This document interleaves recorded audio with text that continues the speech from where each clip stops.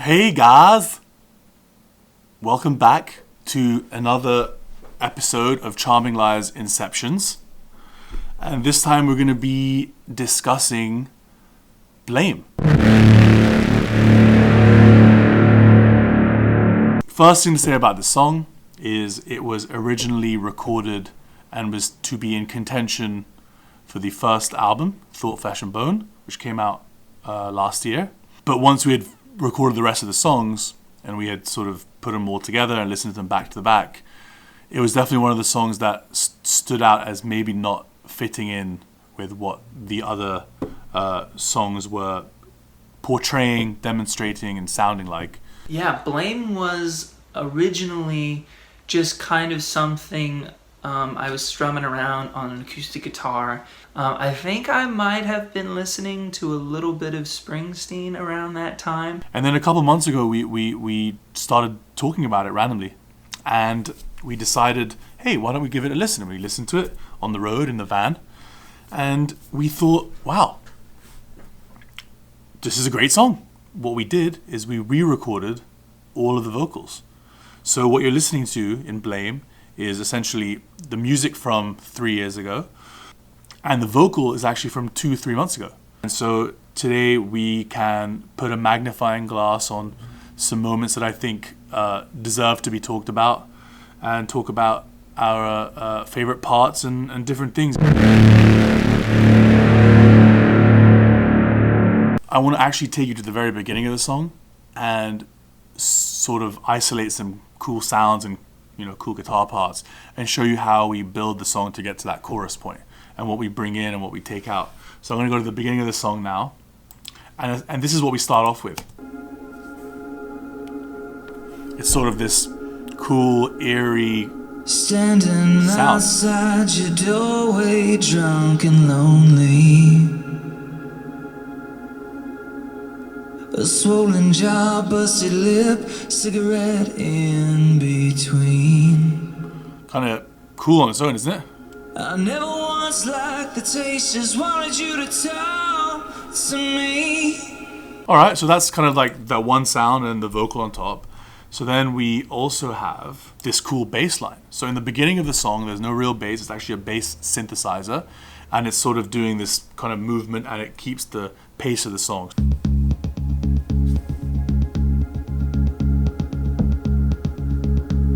That's the bass synth right there. Standing outside your doorway, drunk and lonely. A swollen jaw, but yeah. And now I'm going to mute that vocal, and I'm actually going to go to the little beat that we have there. And the beat is the sort of heartbeat.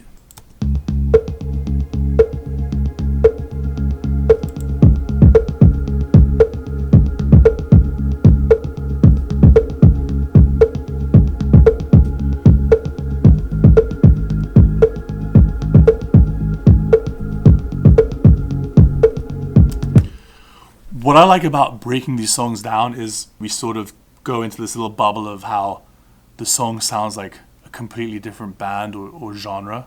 It's cool. It allows us to go into that bubble of like, oh, this is this genre, this vibe. And I think that's what we are enjoying a lot. It's this ability to bring in different styles of music. Listen to the drums, the heartbeat of the song.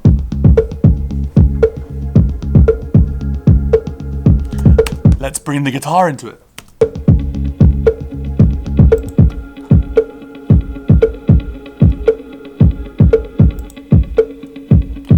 All the way through the verse, it's literally one guitar that I'm just playing like this all the way through. Why not? Halfway through the verse, as we go towards the chorus, I bring in another guitar.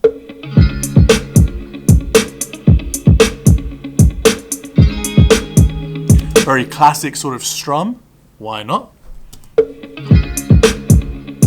Then as we go into the pre-chorus, I bring in this cool synth line, which actually repeats in every pre-chorus and is in the big solo moment after the second chorus.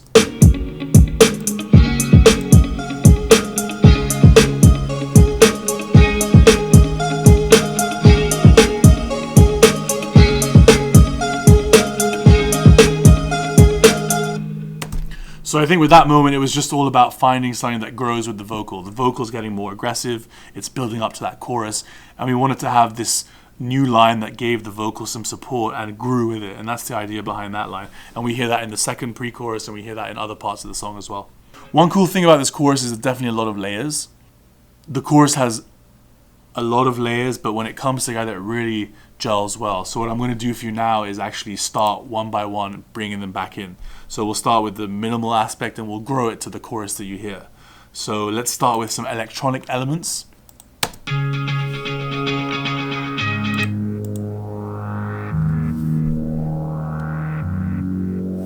It's like a cool piano synth thing there.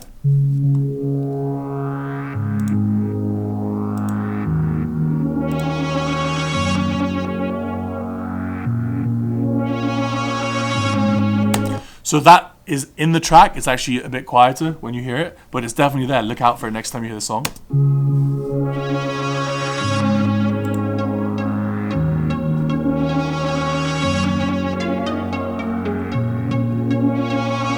And then there's that part there, which comes in. So this is all electronic elements that we set inside the box. You'll hear that in the background.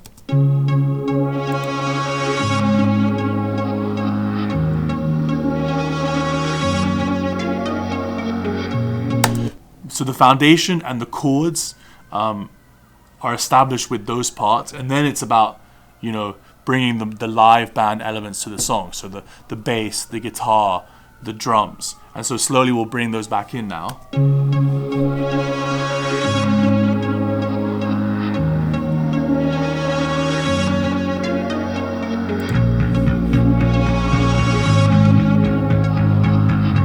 So now we've got the bass in there.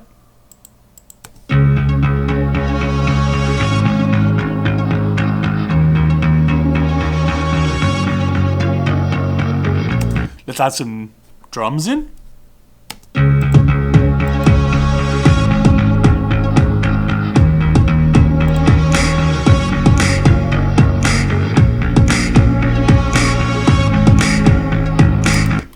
Let's add some guitar. Let's bring it back to us.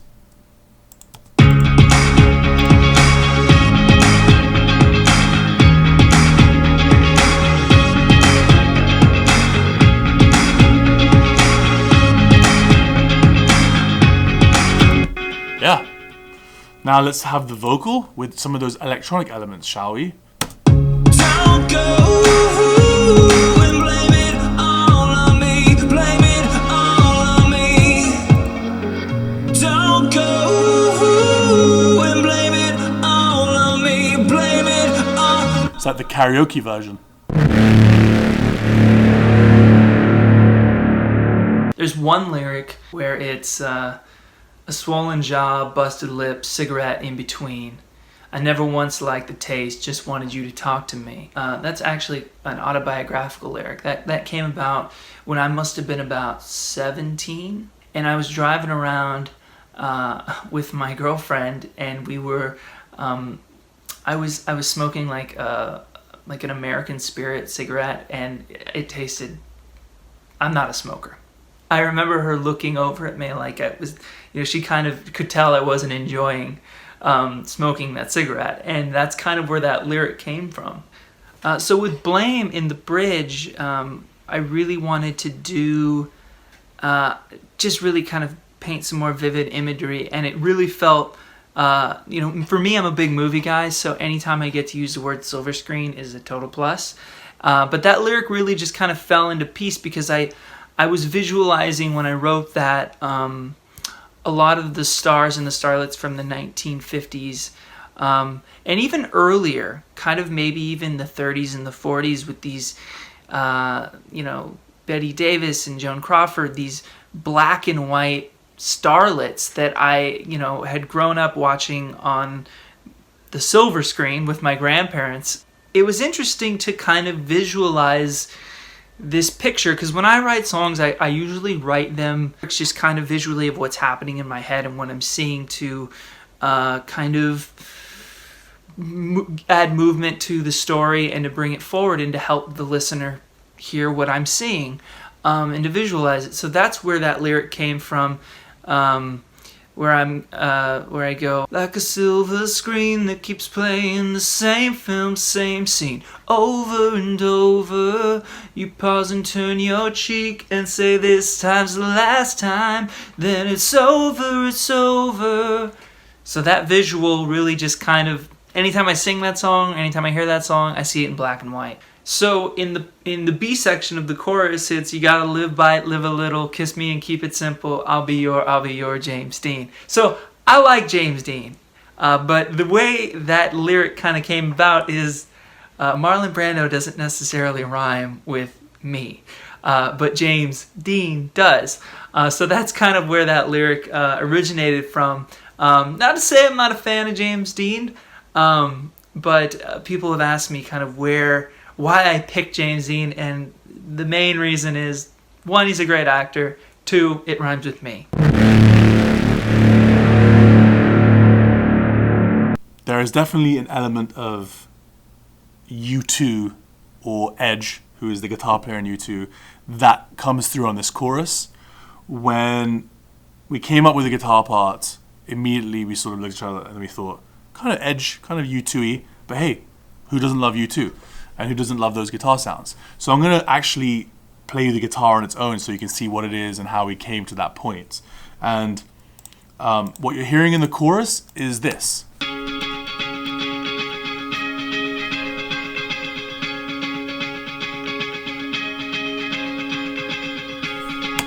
So yeah, that definitely has a U2 element. And actually, if we listen to the guitar on its own, which is this,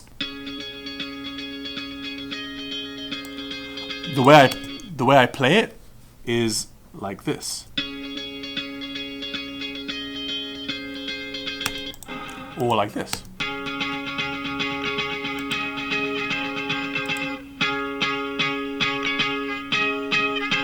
So it sounds like I'm playing it quite a few times, but actually I'm just hitting it those kind of bigger hits, and I have a delay effect on it, which I put in after we actually record the part, and then it makes it sound like I'm hitting it more than I actually am. So this is without the effects, and here it is with the effects.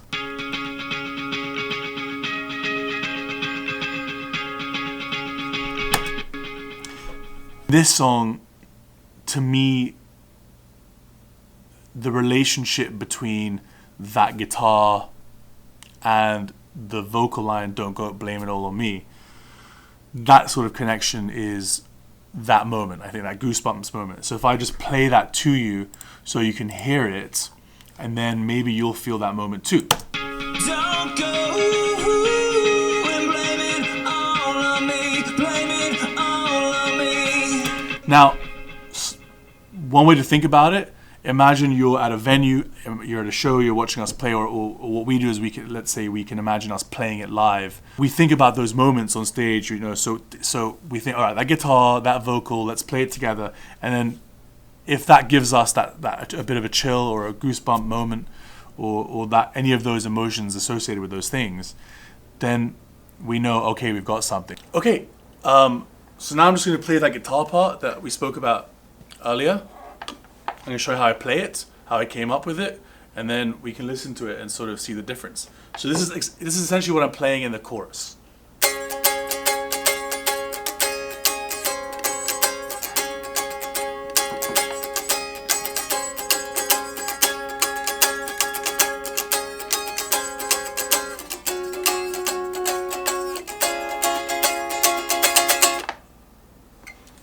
That's what I'm playing. Probably better when I'm recording. That was kind of crap. And then this is how it sounds when we have it on the song.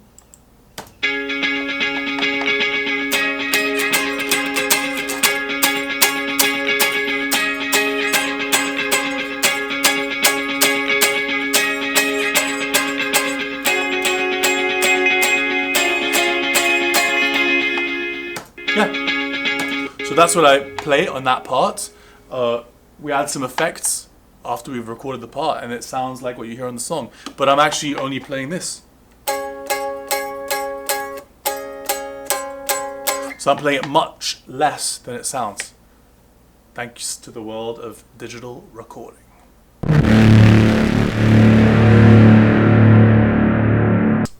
we actually had two alternative types, or let's say we actually had two alternative versions of this song. So a couple of years ago when it was finished, I think one of the things that we did was, we started overthinking and was it the right production for the song? Was it the right feel? Was it the right tempo, aggression? Should it be lighter? Should it be more rock? Should it be a ballad? So what we actually did is we came up with a full ballad style song for Blame. So you're going to hear now a little snippet of that, and it's the same chorus melody, but the verse lyrics are a bit different, and it's a completely different tone for the song. We thought maybe this could be a ballad. The lyrical content is there. What we did is we did a ballad version of the song, and that's what you're going to hear now. Ooh, and blame it all on me, blame it all on me. Don't go and blame it all on me, blame it all on me.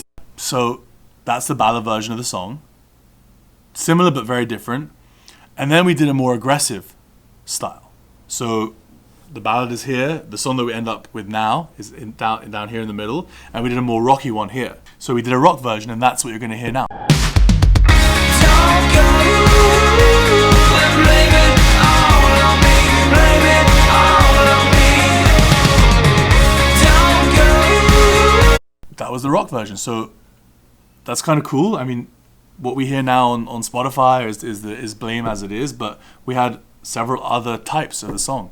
And that was all done a couple of years ago, and those obviously will never see the light of day. But yeah, the one I think we all agree on the one that we have now, and we're all very happy with it. But yeah, we had to go through that process of going all the way to the left and then going all the way to the right, and it allowed us to see the perspective to come back to the middle. Hello there. Now that you've had a chance to go through the audio of this song, thanks to Karnik and Killian, I thought I'd take this opportunity to kind of go through the visuals attached to Blame, and specifically the artwork. So what we're going to do is we're going to go through the Photoshop file, and I'm going to kind of talk you through how we created the artwork and what process went into it. So without further ado, let's jump into Photoshop, and I'll show you how we created this artwork. So here we are in Photoshop. As you can see, the basic basis and foundation for this artwork was the heart, which came from the music video. And just to track back a little bit, the music video was made by a wonderful person called Maxwell Lloyd, who does all this really cool kind of like stop motion. We were discussing when we wanted to release the track, and actually the video wasn't finished by the time we wanted to kind of submit the artwork and the song to Spotify. We asked him to send us a couple of stills from the video and use that as the kind of foundation for the artwork. So as you can see here, we have got the basic black and white heart, which was the one we chose as the kind of main image that we wanted to work from. So in Photoshop here, the first thing we had to do with any kind of artwork is put our logo. So I have our logo here, as you can see, and I used a blending mode, the difference blending mode, to kind of get behind the heart to give it that kind of weird see-through kind of effect, and that was something that was pretty cool and that we liked the look of. So once we had that basic kind of situation sorted, we have basically what the artwork is, the heart and the band name, but that's a little bit boring if you look at it. It's black and white, it's not really kind of enticing you, so that's where we sprinkle little bits of goodies on top, and that's going to come with very many different layers, which you can see here on the right hand side. So the first thing we had to do was give a nice little kind of color to the whole image. So I dropped this color fill here, this kind of yellow, which kind of peeked out all the highlights in the image. So that gives it kind of this yellowy tinge and a slight kind of brown and red in the background.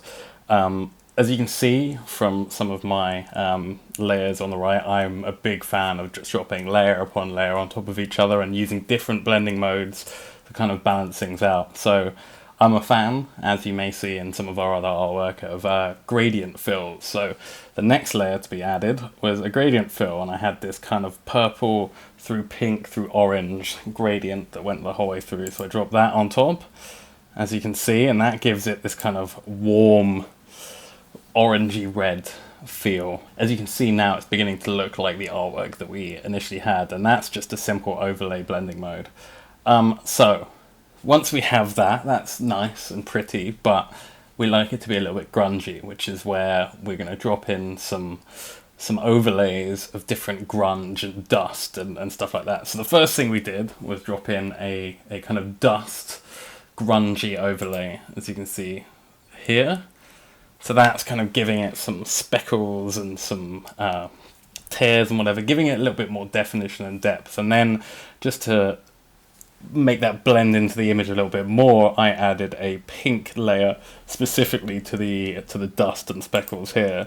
So you can see when I click that, it kind of makes it slightly more subtle and hidden amongst the rest of the image. It's all beginning to kind of fit in together. One of the things probably I should have done a bit earlier, but hey, happens later on in the process, is put the song name. So obviously just a simple bang, blame right there, makes it all make sense. So that's basically the image right there, but just to give it a bit more kind of life and ambience. So that's basically it there, but to give it just a little bit more je ne sais quoi, as they say, I have these really cool kind of plastic wrap textures. So I actually used 2 different plastic wrap textures. This is the first one here. Drop that on top, and that kind of gives it the cellophane look. And then I added another one on top of that, just to give it even more of a dusty, dirty, cellophane looking effect. And just to make it fit in with the whole image even more, I dropped a nice pink layer on top of both of them, clip to that, and there you go. That is basically the Charming Liars Blame artwork in a nutshell. So another little backstory for this song, and specifically this visuals, is we were working on this while we were actually on the road. So to set the scene, we're sitting in the back of a van somewhere in Europe, driving around early in the morning. I've got my laptop in front of me, and I've got 2 boys sitting behind me, and we're kind of playing with stuff and finding the image that we think perfectly sums up the song. So this was, as you can see, this is the image that we decided on, but this wasn't the only option we had. We had different color options that we messed around with, and we finally decided on this kind of orange, brown, yellow effect, but I want to show you a couple of the other ones that didn't make the cut. So we've got this red and gold one, but then we also had this kind of blue, this aquamarine blue, which is pretty cool. I was a fan of this, but we ended up going for the red and gold, which I think was the right decision. And then we also had this kind of pink and aqua green one. So they were all pretty cool options, and I think if you saw some of our Instagram content, I think we did like a little GIF. Actually, I don't think, I know, because I made it. We made a little GIF that went through all the different kind of heart options, scrolling through, and kind of the heartbeat a little bit, and it was pretty cool. So yeah, that was basically some of the visuals attached to this song, and next time we do a Charming Liars Inception, I will go through some more visuals and maybe even some music videos, so stay tuned. Thank you for watching and listening to this episode of Charming Liars Inceptions. I know there's a million things you could be watching online at the moment, so thank you for watching this. And we'll be back very soon with another episode where we will dissect and go into details on another one of our newest songs and maybe an older song. See you later.